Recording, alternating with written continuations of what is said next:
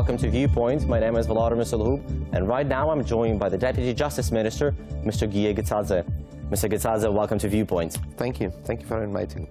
Mr. Getsadze, let's begin with the most recent events. Just a few days ago, the Ministry of Justice decided to make the registries of private property owners open for public.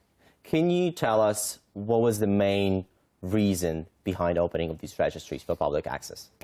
Thank you for a question. Because we now are trying to implement anti-corruption reforms in our ministry, it has two main directions. First is transparency, because transparency and openness always helps to identify problems, and also helps, these open registers will be helping on one hand our media and non-governmental organizations, and also on the other hand Anti-Corruption Bureau, Anti-Corruption Agency and other law enforcement bodies to identify the problems concerning state servants and other individuals and owners. Yeah, Mr. Getsadze, we all know that the corrupt officials, they never register property under their own names. It's either wives or children or parents in the best case scenario, because then you can see the links, or some corporations, corporate shells, offshore companies. How does that help? How will that help you? Yeah, this is included already in our legislation, that if some individual is already beneficiary, anyway they should be writing about this in the declarations. What it means. If some high-level official is living in some property for 2 or 3 years and says that it's not his property, anyway he is a beneficiary and it should write it down. Okay, and of course, well, it will not. I mean, this is not kind of goal which is giving results. This is the small tool for reform of our judiciary and our law enforcement bodies. Whatever we are holding. How does it help to reform? Is there any responsibility on the part of the government officials who do not declare some property in their tax declarations? There's no responsibility. Of course, they should be fired, even there is a criminal. They should be fired. Yeah. But this is up to the will of their boss. Of course. I mean, whatever is depending on us, on Ministry of Justice, we do our job, and others also should be their job doing. I mean, and that's why openness of our registers, and on the other hand, reforms in the field of registration, in the field of enforcement of judgments. But don't you think that the next step after passing this resolution on opening the registers should be, and obviously this is not the task of the Ministry of Justice, but of the Parliament, to pass the bill which says that if a government official conceals some of its property or provides inaccurate information in tax declaration, this government official should be either fined or fired or even prosecuted? Absolutely, absolutely. We can add more sanctions for this, but sometimes sanctions are not working if proper people are not doing their jobs in their agencies, you know? Exactly. I mean, and do you think the MPs will go for it? Because they are the first ones who will be taking the fire on that. Anyway, I think that our MPs will be voting because last time our Verkhovna Rada is anyway adopting reforming laws. For example, our main laws, 4 laws which are absolutely changing field of registration, which was fully corrupted before, and now from tomorrow, after these laws will be enforced, all notaries and all self-governments will be registering, and Ministry of Justice just will be holding the register.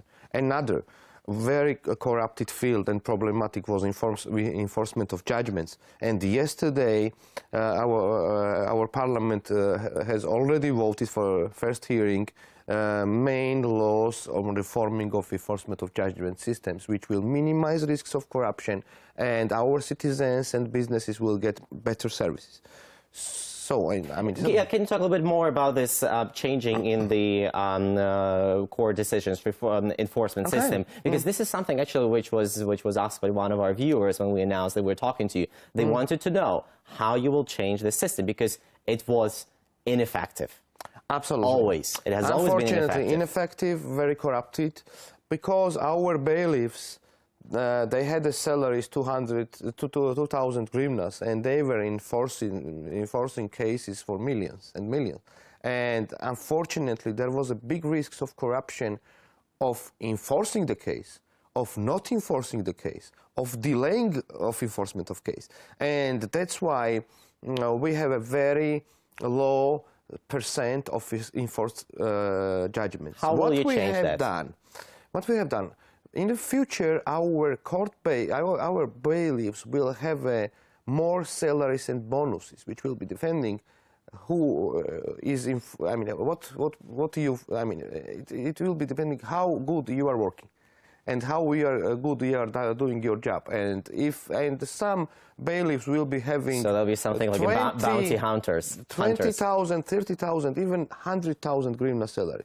After that, we hope that many lawyers will be taking part in the competitions and will be willing to be appointed as a bailiff.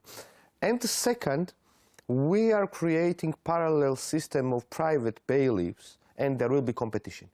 And our citizens will be thinking whom to go.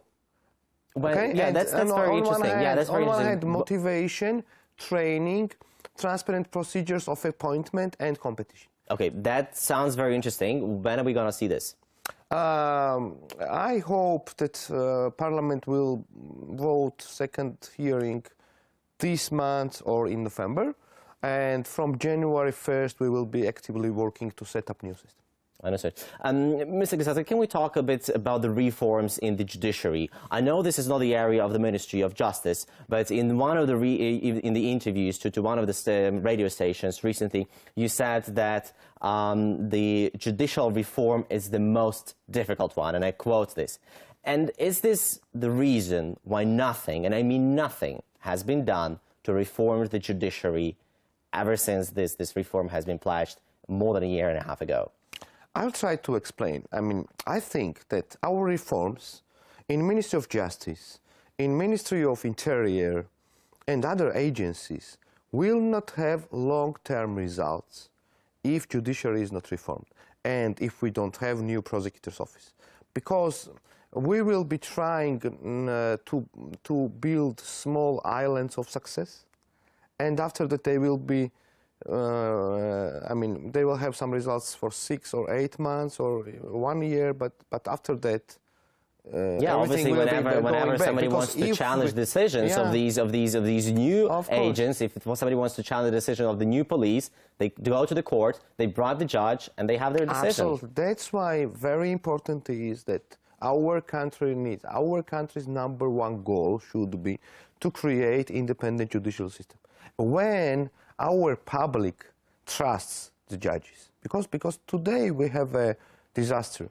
Only 5% our citizens trust judiciary. Yeah, Mr. Getsadze, we are very limited on time. How can we reform the judiciary? There are various thoughts and there are various approaches. Some say that we have to fire all the judges and get the new ones. What is your view on that? Only to fire judges and appoint new ones is not a good result, because we should be sure that what is the procedure of appointment of judges?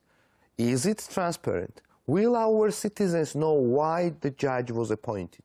Which kind of competition through he or she was appointed? So you suggest changing the system of appointment of judges? Of appointment of judges and the structure also of judiciary.